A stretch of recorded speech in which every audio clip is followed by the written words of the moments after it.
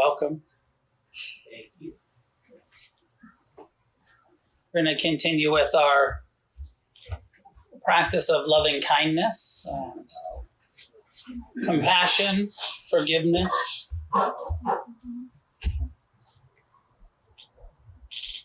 Most of you know, your regulars, that feel free to grab a cushion. That my perspective is that the Buddha primarily used mindfulness as his meditation practice, and mindfulness led to destroying greed and hatred and delusion and everything that blocks our human capacity for love and kindness and freedom. And then when he came to his awakening, he said, all that remains is friendliness towards everyone and everything, kindness.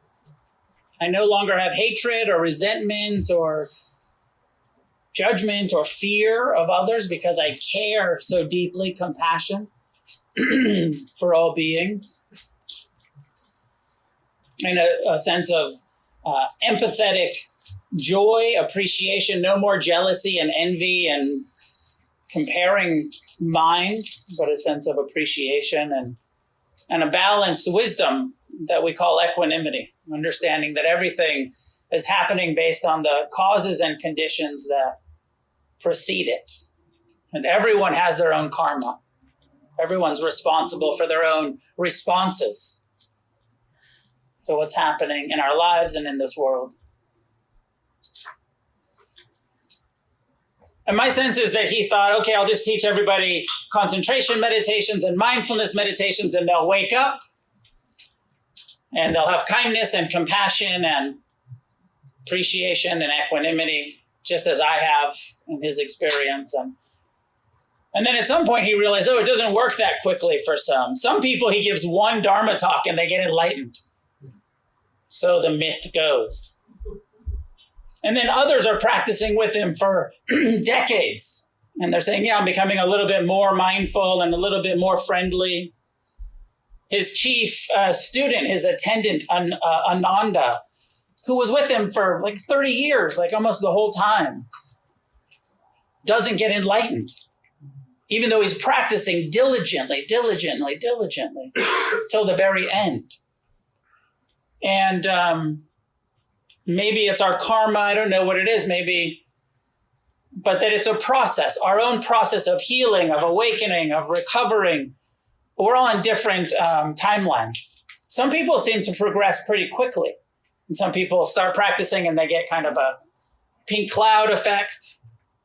And everything is love and everything is compassion. And other people start practicing and it feels like, this shit's hardly working at all. And then there's just small movements towards some progress. Since I'm one of the people who had very slow progress, I tend to think of that as the way to think about our practice of developing skills.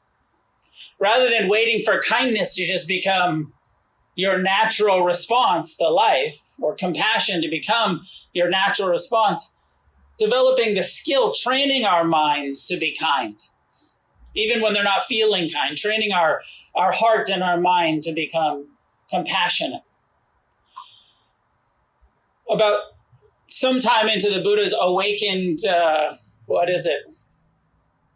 career, time after his awakening, his time of teaching, he started to teach loving kindness and compassion as a practice to develop.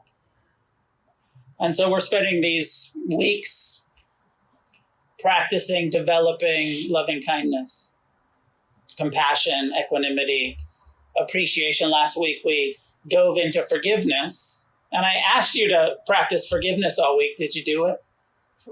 Was it a little bit more on your mind to think about being forgiving towards yourself, towards others, towards asking for forgiveness? Really core, as I talked about last week in the Metta Sutta, there's at least 3 clear places where the Buddha says, forgive. If you want to get free, you have to forgive. If you want to be free from suffering, We can't hold on to ill will, to spite, to resentment, to wishing harm upon anybody else. There's this simple teaching that says something like, hatred will never end hatred, but that only love alone does hatred cease. And that sometimes when, people are angry or mean or unkind or hateful, we hate them for it. And it's such a natural sort of survival instinct to meet hatred with hatred. And this very radical, and one of the reasons why we call this place against the stream and the Buddha's teaching is that we're asked to do something that's so counter-instinctual. Our instinct is to meet pain with aversion, and this path asks us to meet pain with compassion, with forgiveness.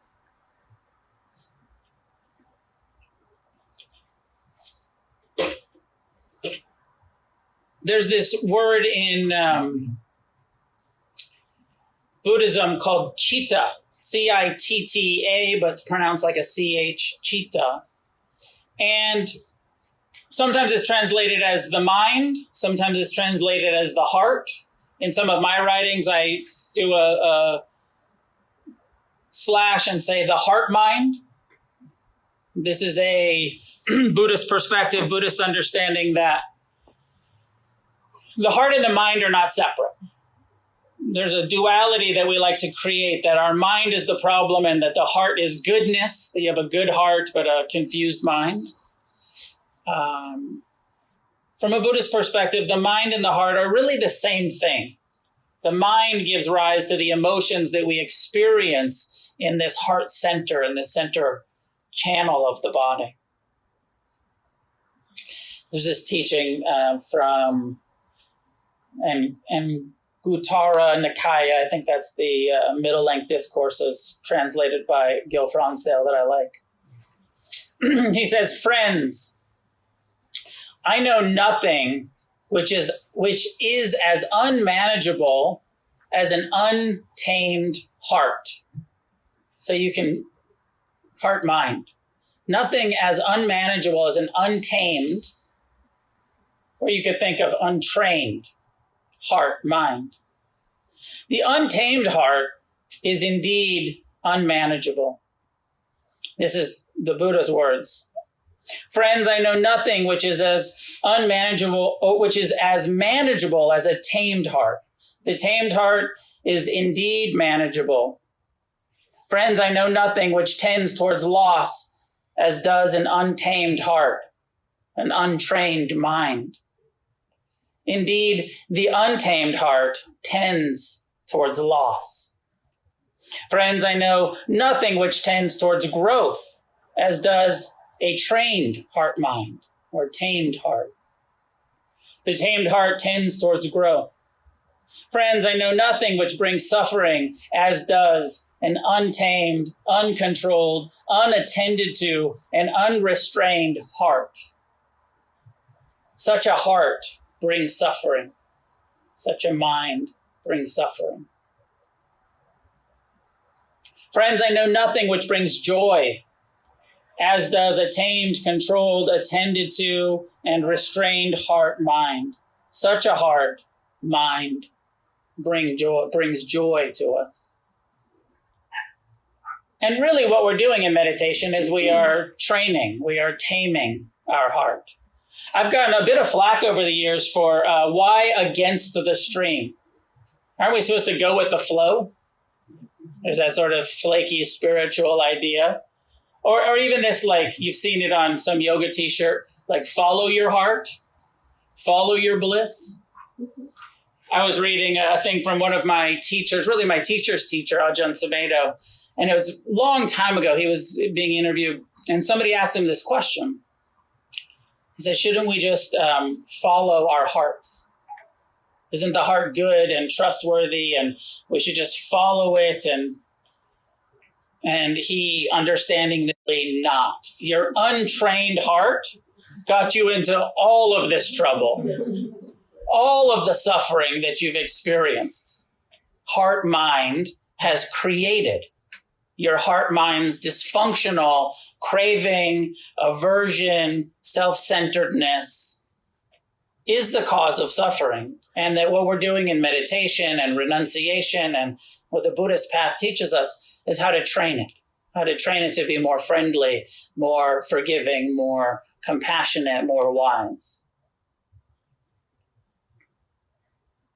So we'll spend some time taming the heart with the loving kindness phrases. I've been using these phrases for 30 years, and there's lots of different ways to practice metta, loving kindness.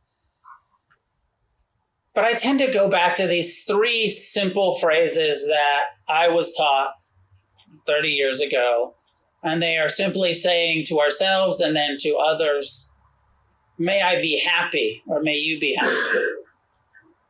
And when we say the term happy, you don't have to use it if it rubs you the wrong way. I know in the beginning it rubbed me the wrong way a little bit. And what I mean by happy is content.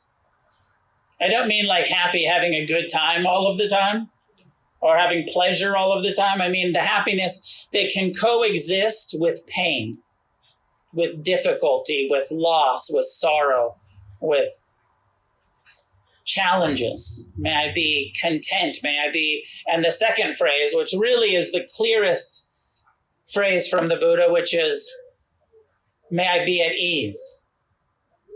May I be at ease with my life just as it is. Not may life be easy, not may all of the conflict, difficulty, ignorance, confusion go away, but may I learn to be at ease with the reality of difficulties, of confusion, of conflicts.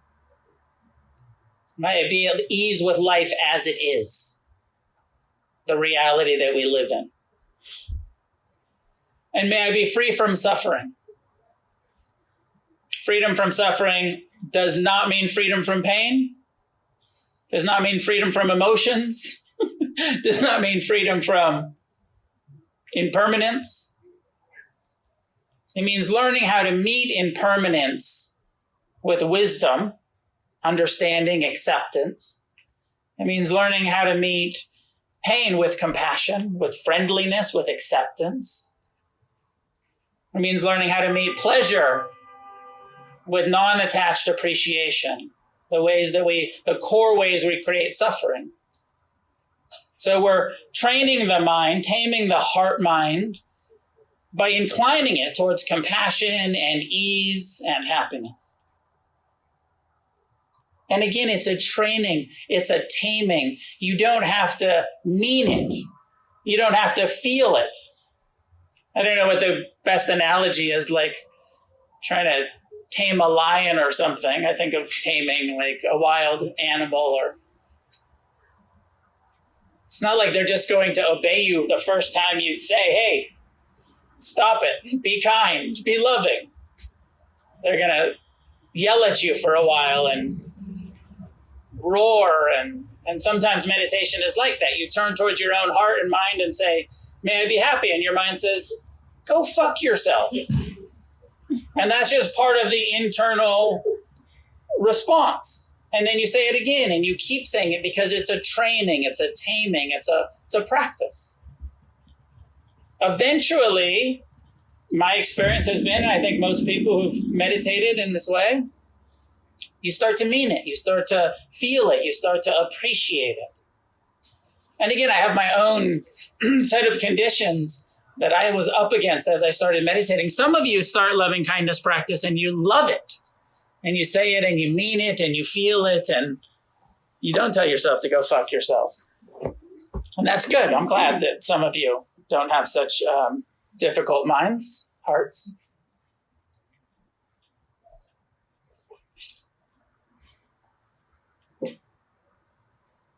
So I'll offer some instructions, follow along. Finding a way to sit that's upright and relaxed.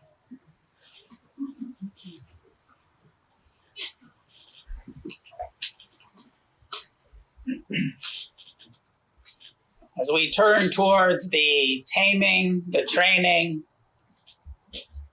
of the heart-mind by inclining our heart mind turning towards an attitude of friendliness.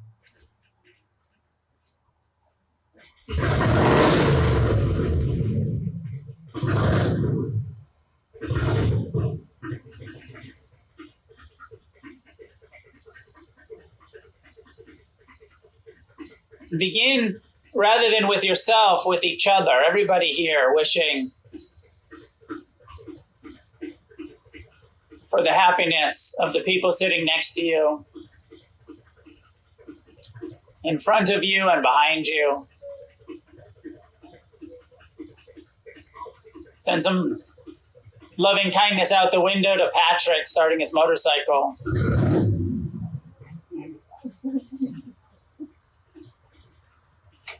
We just say to each other in our own heart mind, may you be happy. May you be at ease. May you be free from suffering.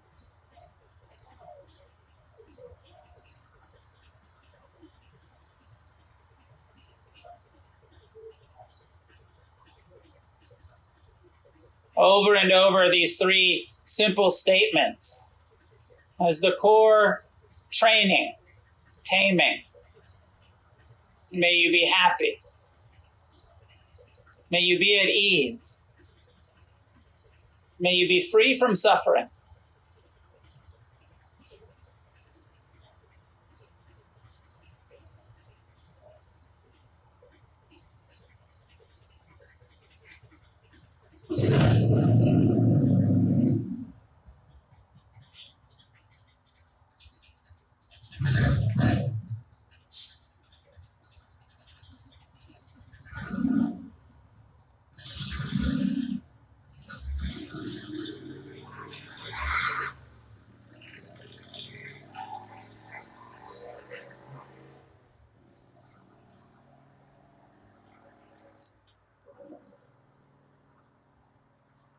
An attitude of unconditional friendliness.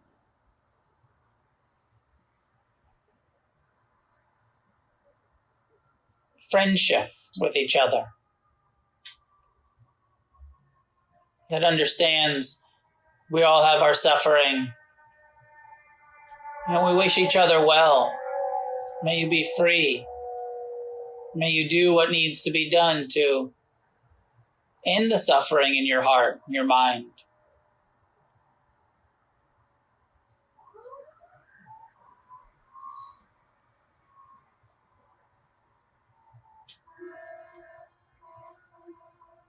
May you come to a sense of happiness, contentment, well-being, even in the midst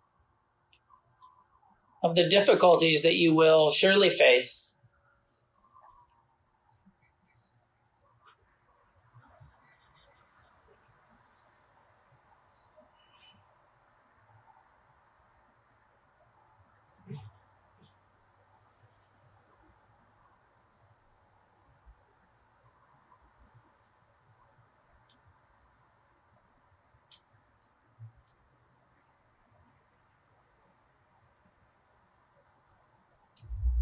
May you be at ease with yourself just as you are, with your mind, your body, your emotions, your nervous system.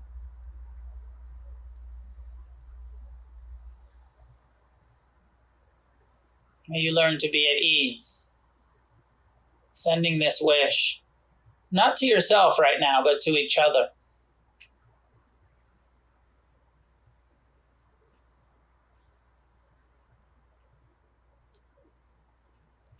Opening the mind, heart, in this altruistic, friendly, wishing of goodwill for each other.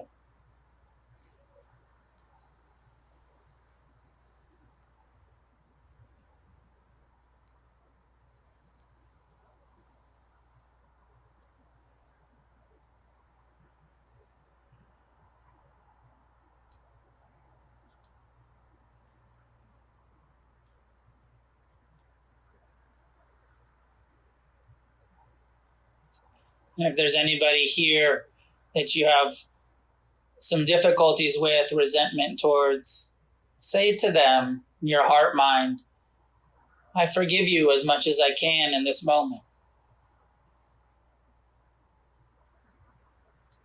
I forgive you as much as I can in this moment, and I wish for your happiness, for your ease,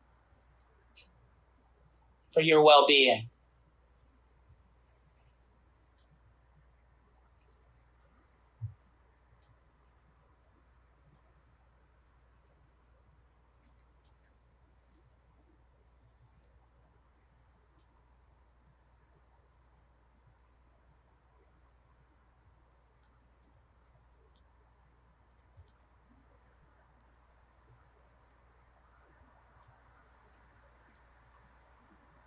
And begin to expand, open to people in your life.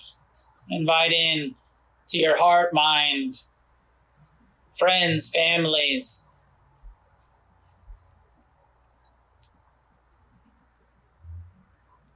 your loved ones, the near and dear.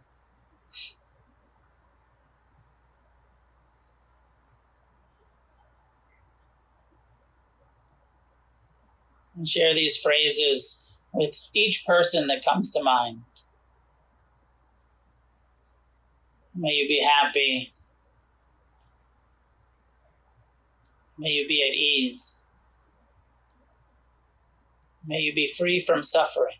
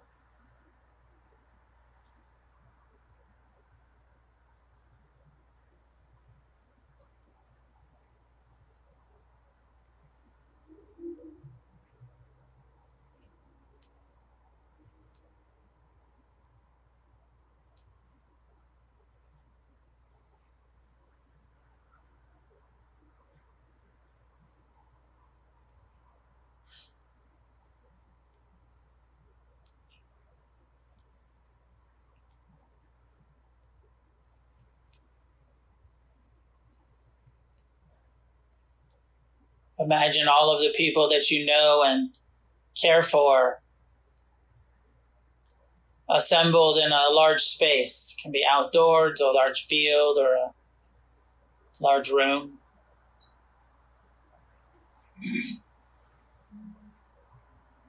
Maybe it's dozens or hundreds.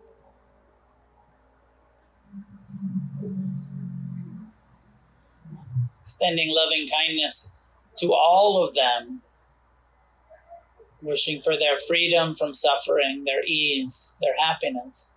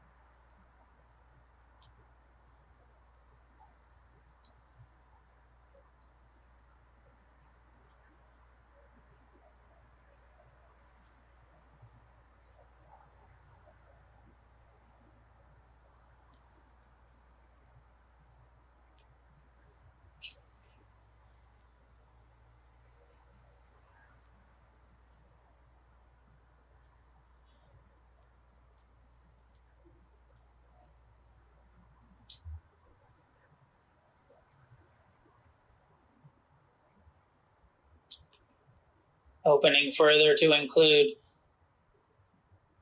your spiritual teachers, guides, those who've inspired you, mentored you, supported you, with a sense of appreciation and understanding that they're just like you, seeking happiness, freedom, wishing to be at ease, just like you.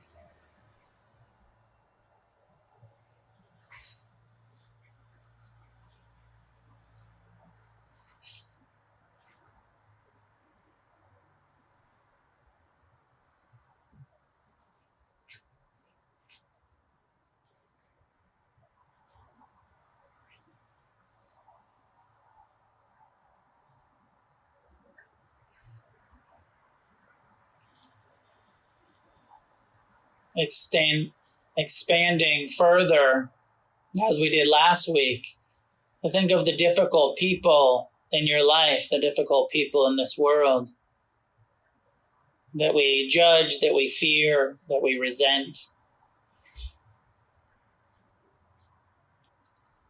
Attempting to develop an attitude of friendliness by seeing how much pain and confusion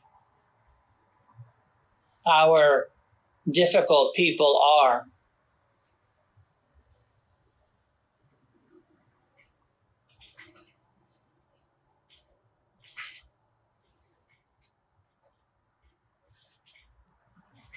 And sending these phrases to our enemies. May you heal what needs to be healed. May you find the willingness to do what needs to be done to be at ease, to free yourself from the suffering and confusion that you experience.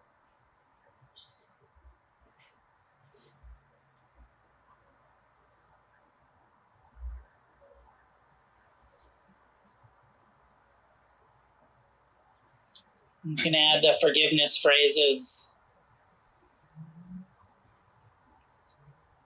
And it can be as simply as, I forgive you as much as I can in this moment.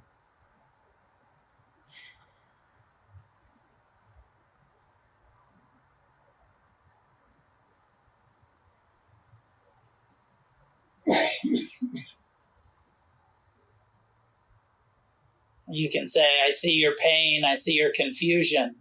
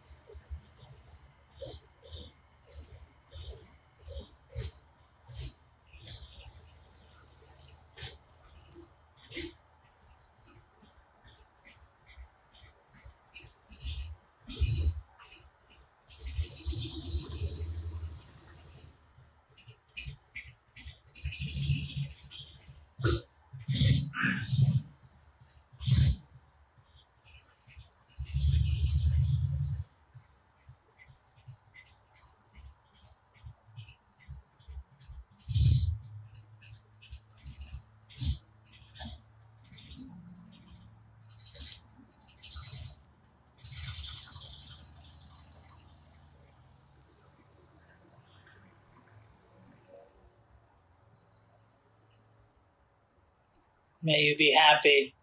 May you be at ease. May you be free from suffering. Over and over, bringing your mind back, training, taming the mind.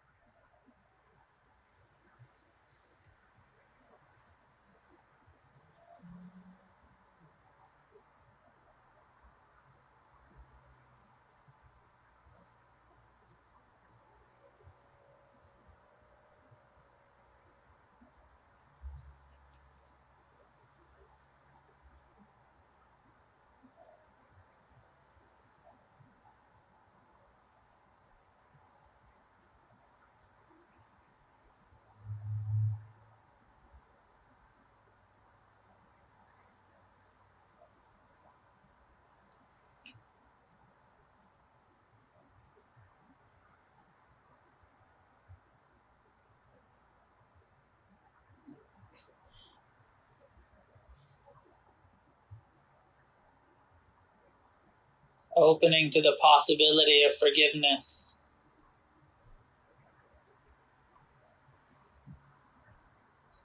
Even if you don't mean it yet.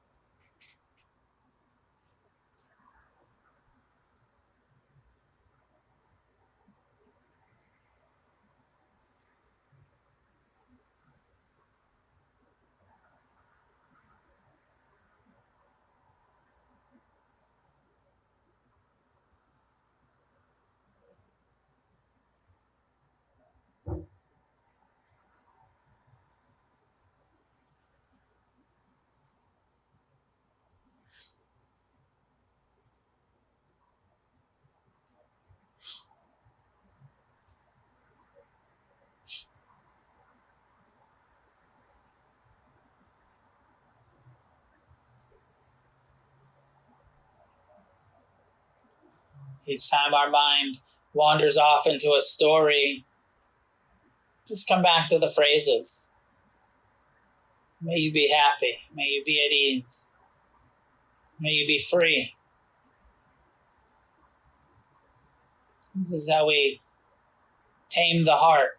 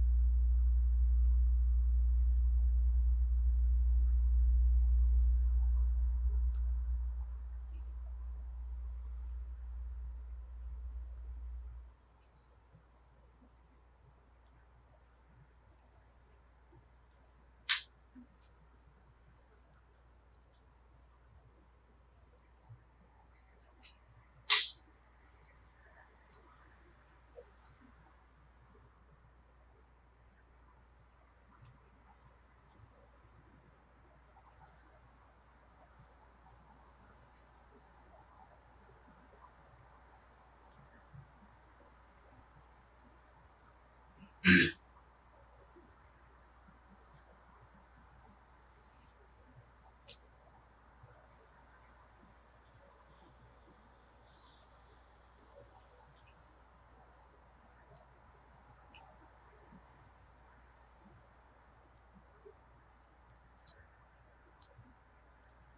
it back here into the room. Feel your body, this physical form that's been carrying you around for all of these years.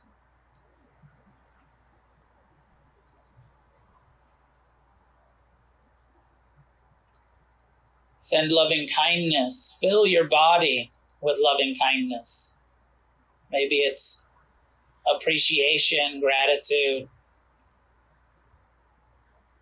a friendly relationship to your body.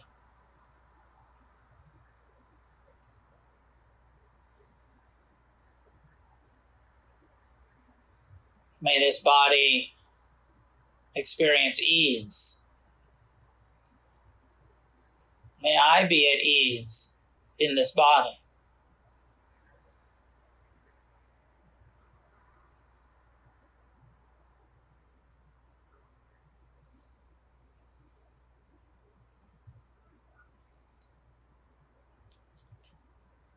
Then again, letting this attitude of friendliness radiate outward from you to people here sitting with you until it overflows the room and goes out into the neighborhood. All the people driving by.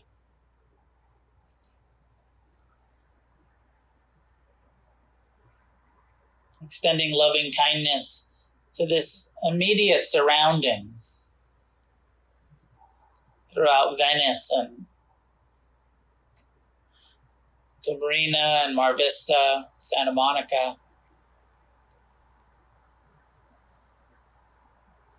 To the thousands and thousands of people who, just like you, wish to be happy.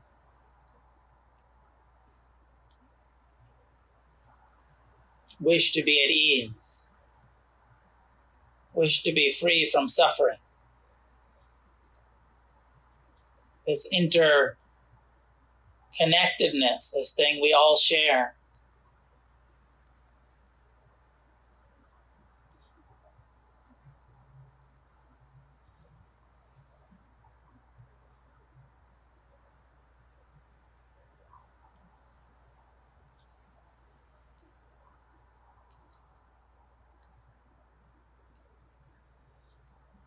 Letting it extend to the north and south and east and west, radiating and sending these wishes. May all beings be happy. May all beings be at ease.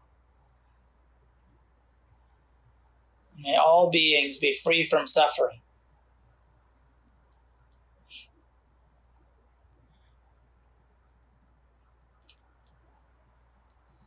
You can visualize the planet, this continent, the seas, extending loving kindness in all directions.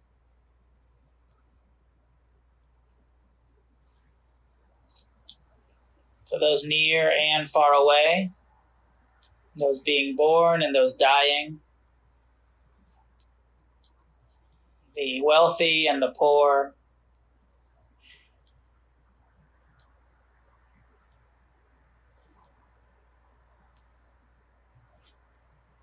of all religions and races, ethnicities.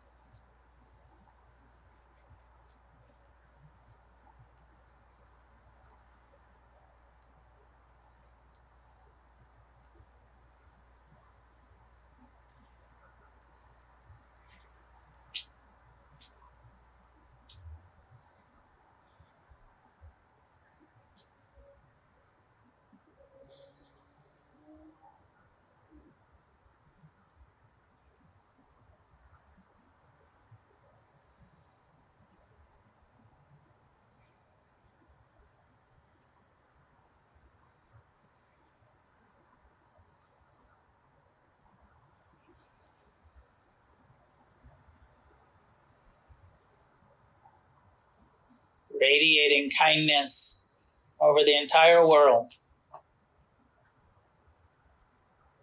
cherishing all living beings, even if you don't feel it yet, the intention, the aspiration.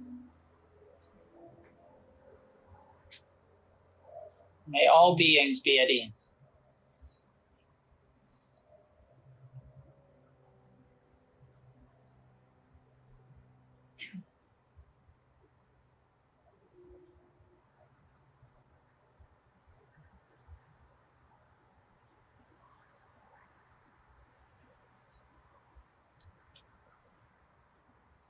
And of course, we're not talking just about humans, animals, from the smallest life forms to the largest. The sea, sky, earth.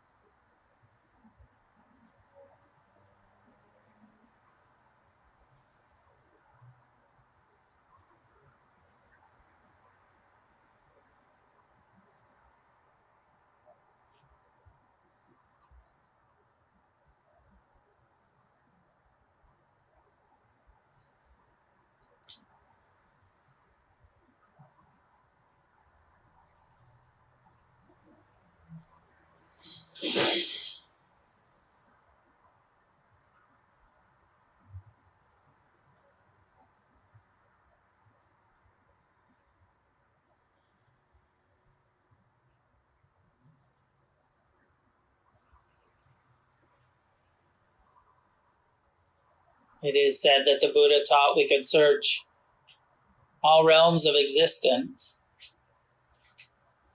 and never find any being more worthy of our love and kindness than ourselves.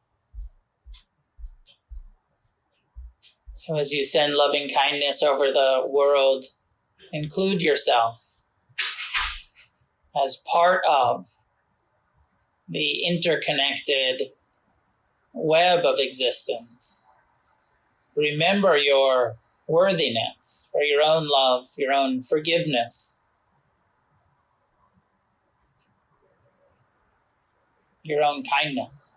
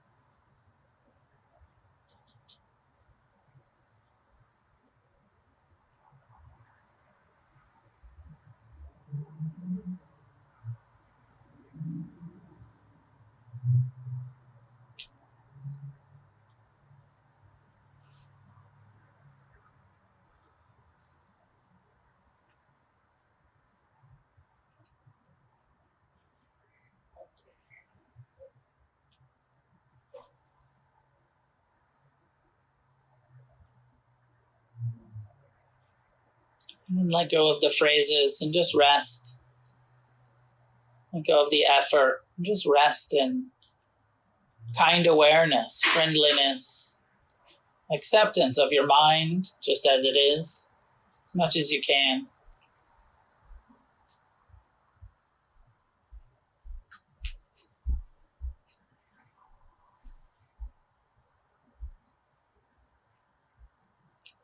breathing with what's here now. Joy, sorrow, peace, or chaos. Whether the mind is loud or quiet.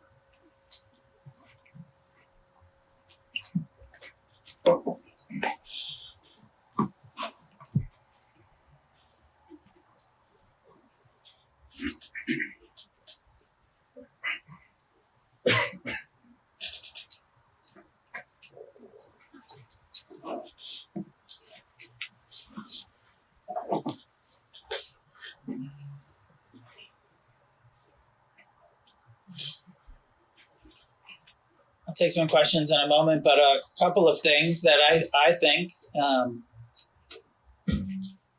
I mostly, as I started with, I mostly think that these practices are for our own training.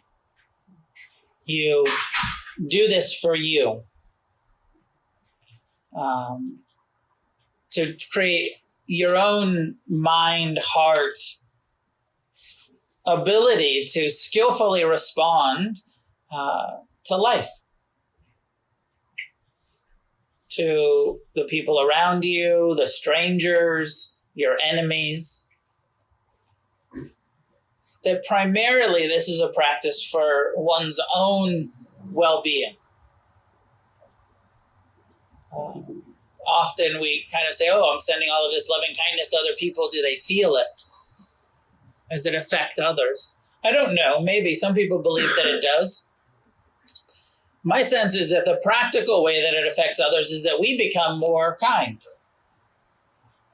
And that affects everyone that we come into contact with. If we're more friendly, if we're more patient, if we're more forgiving, if we're more loving. So in that way, there's definitely a ripple effect, and it can really change an environment, especially if you tend to be angry or stressed out or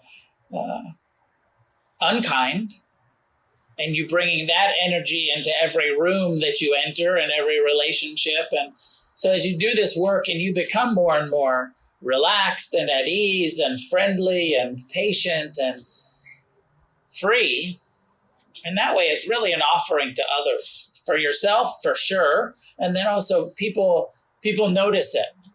I don't know if you're having that yet, if you've been meditating for a while, where people start to be like, what the fuck happened to you? You're changing. And sometimes other people see it before we do. See those changes, see that we've become more patient, that we've become more friendly, that we've become more generous or kind.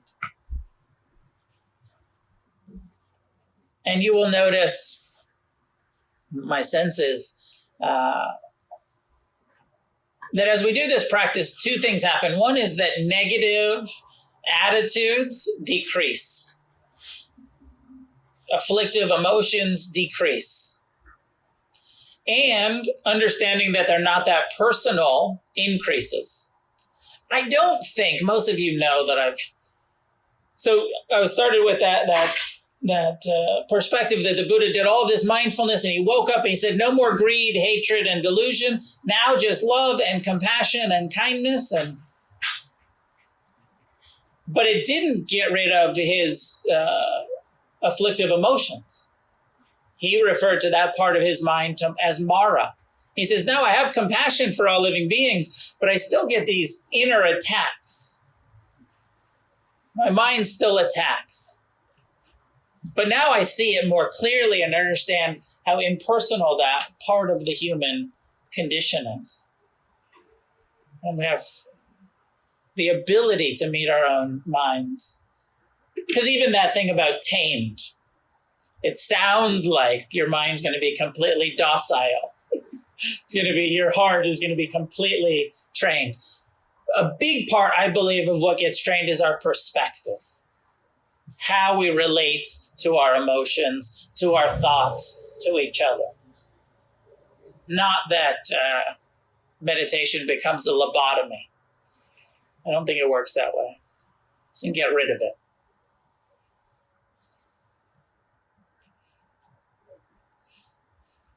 Questions, comments. What was that like for you? What were the parts that resonate in saying these phrases?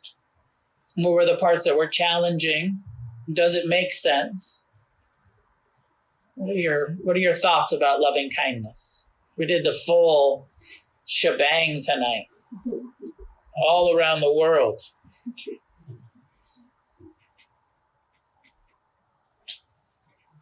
Please, Russ. Spend another second talking about the notion of an untrained or tamed heart. It's hard to imagine too much heartfulness. So what do you think was that? Thoughtlessness or impulsiveness? Well, that they're using chitta, they're translating it as heart, which is that when that tendency towards craving, that tendency towards clinging, that tendency towards aversion and judgment and fear that all of us have, the core reactive, habitual survival instincts of humanity as heart qualities, heart, mind, reactive tendencies. Untrained, unbridled lust, clinging, craving, fearing, hating.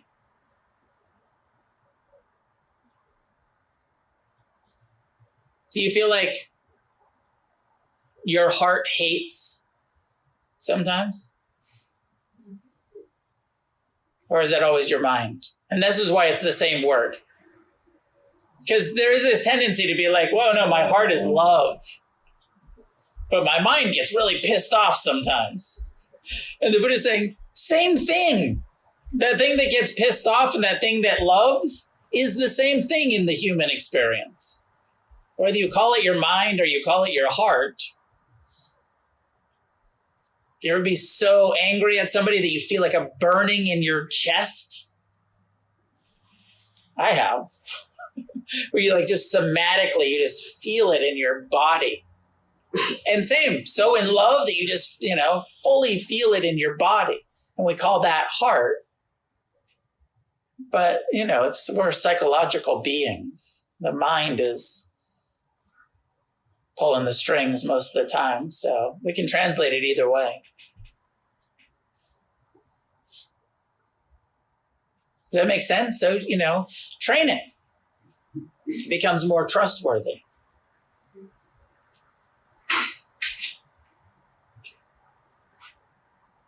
That's what we're doing. The Buddha never taught love and kindness meditation. He did. It's not in the Four Noble Truths. He taught it later. The Metta Sutta is his... I think you weren't here a couple weeks ago. The setup for him teaching loving kindness was that some of the monks who'd been practicing in the forest came to him and said, we feel afraid. And he said, here's the antidote to fear. If you love all beings, you won't be afraid of them. And practice this phrase, may all beings be at ease, and it will end your fear of the dark. But his enlightenment was from his meditation, right? From like the four foundations, basically, and then he said, this is how you should act. Sounds like it. Towards all beings. Yeah, it sounds like it. Like I was saying in the beginning, it sounds like his experience was concentration practices and mindfulness practices that uncovered this wisdom and these heart qualities. He said, this is what remains now. But then when he saw that it wasn't working so quickly for others, he did give some techniques, these meditative techniques. Yeah. But there are some people who say, no, don't do loving kindness, just do mindfulness. It will get you there. It will give you the insights. It will lead to compassion. And I think they're right. But I think this stuff, doing this also, training your mind in this way also, great. Do both.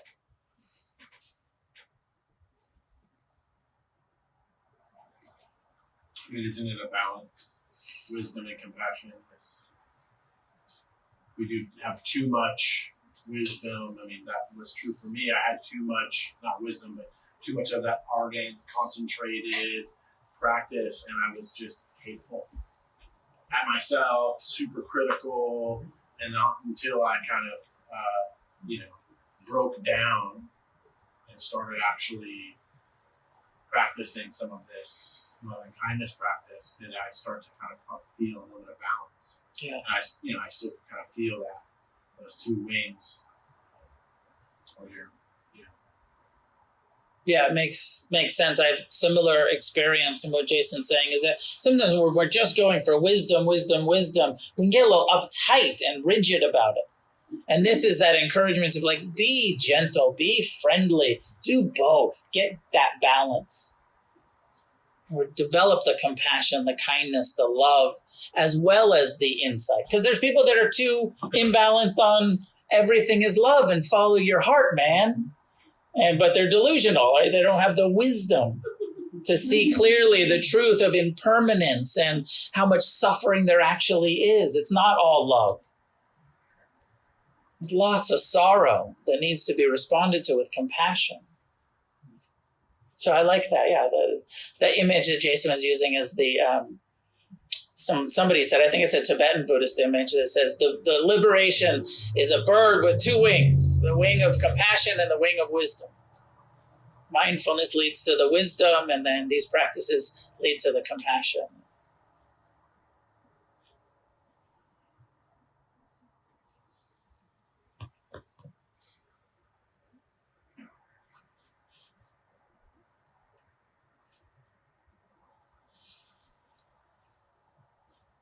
Please, Wes. I thought it was interesting when you kind of prompted us to think more outside building, and then Venice, Santa Monica. There's like this layer of resistance because my mind's been trained to just kind of think of the people that are in my immediate life. And it's just not natural for you to think in terms of all beings, and so I just thought that was interesting because you would think that it's an easy thing to just send love and light to everybody, but there's just like this layer of resistance. Maybe it's your ego thinking, "What about me?" Like, so that was just an observation. Yeah. And I like doing it in that way where you like start with like your immediate surrounding and then think about like, okay, what's to the north? All right, Santa Monica and then Palisades and then Malibu, and actually I like geography. So I like to do this and think of the planet and think of like each new country and each new state and each new, however much you want to visualize it, and think of all the millions of living beings to the north. And then all of the millions of living beings, billions of living beings to the east and to the west and north and south, and kind of slowly imagine like, oh, everyone. I think it was Ram Dass that had a practice that was connected to this that said, just like me. I know I want to be happy. You want to be happy? We all do, right? Like we all want to be at ease. And then you just reflect on, oh, that's true for everyone. Just like me, all of these living beings. And even bringing that ourselves into it can help us connect. Like, oh, they're just like, I think that they're separate, other, different, but just like I don't want to be harmed, want to be at ease. This is something that I share with all living beings.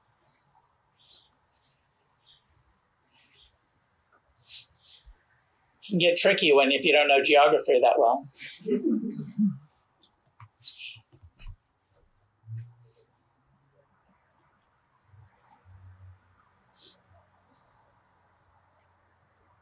Do you hate it? Some of you hate it. It's like the most common. Yes, thank you. It's like the most common meditation where people come to me like, I fucking hate that. It's the worst. Can we just do mindfulness? When are you going to finish this series on loving kindness so I can come back to class? What's different? Huh? What is hated? Why do people hate it? I mean, I can speak for myself. I kind of hated it in the beginning because I couldn't really do it, and my mind resisted it so much, and I really felt like empty, false words. And often when I would say them, my mind would kind of give me the opposite. It'd be like, you don't love people, you resent people. It was just like a lot of dissonance in trying to be loving and kind when I was really feeling angry and afraid. And so I found it quite difficult in the beginning, and it was a very gradual process for me. I didn't like it much, but I also had this sense that like, I when I heard the Four Noble Truths and it started with suffering, I was like, yes, I'm in. I know suffering. I agree with this. There's suffering. There's a cause of suffering. And then when it became like compassion, I was like, oh man, my teachers are hippies. Maybe they like added this peace and love shit in because the Buddha seemed pretty radical. He was talking about facing the suffering, and all of a sudden we're like singing Kumbaya. Felt like that to me. Until I started to experience. I know. I got one short reason. I'm going to get that. All right. It's very hard for me to bring love in my heart for those in power that are causing so much suffering, i.e. dimwit President Trump. Sure. It's very hard for me to love. May you be at ease. May you be happy. Very my own issue is my own issue. No, and all of our issue. It's really hard. It's really hard. And I'm sure that, the Buddha had his own enemies. And it was hard for him too, pre-awakening or whatever. Of course it's hard. It's not going to just be easy to be loving to people who are so confused and causing so much suffering. And it's really a high bar to have include everyone. Really high bar. And if we're humble, we just say, I can't.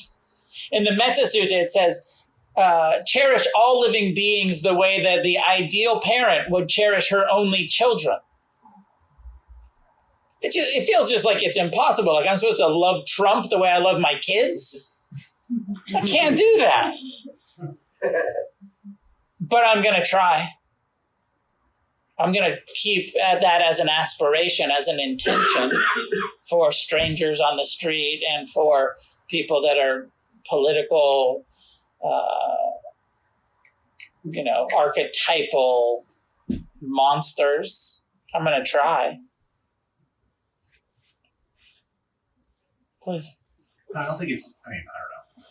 Like for your children, it seems like most people shouldn't have like blind love for their children. I don't think it's about having blind love for someone like Trump. And just having compassion for someone who's, you don't end up like that if you've had the best life ever. Yeah. So I don't know. Of course. I think I can justify compassion in my heart for someone like him, but not love. But at the same time, is the suttas and things saying truly love, or is it just saying compassion? I understand. Yeah, it's metta. We translate as love and kindness, but I'm told that the literal translation is friendliness. So it's just the absence of hatred towards him or her or whomever. That's It's not like I love you, man. It's I'm not willing to suffer at you by hating you. A friendliness and a compassion. Absolutely. Everyone causing harm is suffering. And so we have to see the suffering.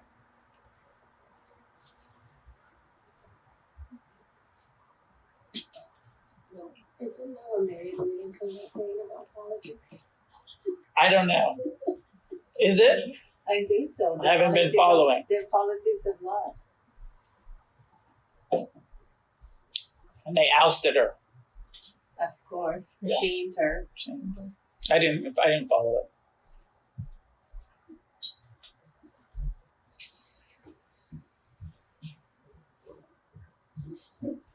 Doesn't have to be aspirational, because I remember why I hated it at first was because when we said may all beings be saved, I was taking it quite literal and thinking, well, if all beings were saved, they would all starve to death because most beings eat other beings. And even humans, most humans, like, if you're not a vegetarian, you say may all beings be saved, well, where are you going to get your hamburger? Your meat. So anyway, my point is only that I took it literal. I thought it was stupid, hypocritical, that everyone's saying it didn't mean it. And then I came around to the idea that it's not literal, that it's a direction that we're pointing in. So we may not actually have loving kindness to Trump, but maybe we get a little less agitated about him. Maybe that's it. Just a thought. Yeah, very. I like the clarification. Of course, it's impossible. Of course, it's aspirational, and we're not expecting it to happen. We live in a murder plane of existence with a food chain. Even if you're vegan, with a food chain. Even if you're eating vegetables only, still insects. You can't not kill. Or may all, as part of it, may all beings be healthy? Is that part of it? I remember something like that. And I thought, well, if that happened, it would be the greatest humanitarian catastrophe in the history of the race. Nobody would die. Yeah. It would be piling up on top of each other. Horrible. I like the way your mind works. Like, people who want to give money to cure cancer. If cancer was cured, we'd be in big trouble. Sorry for anyone who's suffering. Sorry for anyone in the room who's suffering from cancer. Please, in the back. Yeah, I think the greatest thing that kind of changed my perspective is God grant me the serenity to accept the things I cannot change. And, you know, whenever it comes to a polarizing figure, you know, whether political or in my life, and they're doing something beyond my ability to affect any change regarding, I've released that anger, and I just go around and like, I'm worried about the things that I can have an effect on.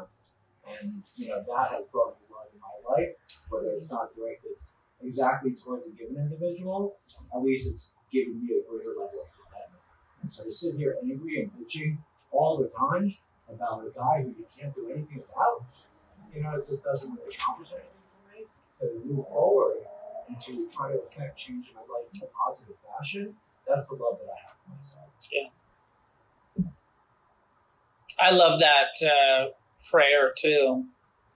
And that it has both the acceptance and the courage and the wisdom, because it's not just acceptance as in complacency. It's really like, no, sometimes there is actions that we can take, like meditate, like train your mind. Don't just, you know, accept your craziness and your alcohol, you know, like do something about it. Take some fucking action. Train your mind. Get free. Yeah.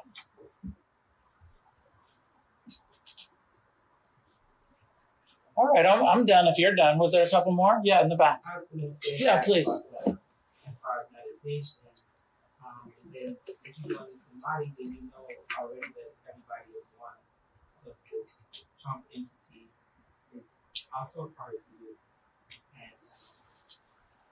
And if you believe in I don't know if you just believe in reincarnation, but you've probably been somewhat like that Trump entity in another life. What was that movie? Was it the Huckabees? Was that the movie where they had like there was like, what was it? You have a good line? Well, so there's this Tibetan Buddhist practice that says all beings that you kind of have some karma with in this lifetime have been your mother in the past. Yeah.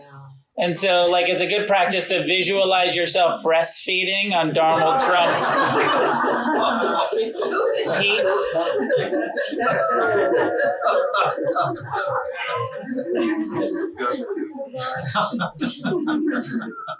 that too much? Wasn't there something like that in the Huckabees with, like, George W. or something? I feel like there was something in there with some politics. There was another hand somewhere. It's okay. Thank you. Passed? Okay. So your homework is to practice loving kindness for all living beings all week, and then extend it to a month and to several months. And also notice how difficult it is, as some of this conversation is, if you don't forgive, it makes it hard to have friendliness, to have loving kindness. So keep that forgiveness practice in heavy rotation. Train your mind to send forgiveness to all of the difficult people in your life, in this world. And next week, maybe we'll expand to the practice of compassion. We'll explore the Tonglen, the breathing in and out compassion for all beings, and some of the traditional Theravadan compassion teachings and practices. And we'll continue with this series on the Brahmavihāras, the heart practices. Maybe we'll circle back around to loving kindness at the end. Take all of this practice as an offering, and for you to explore and find out for yourself what makes sense. And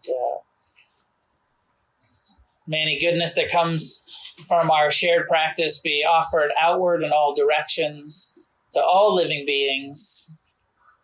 May each one of us do what can be done to awaken, and together we would create a positive shift on this planet.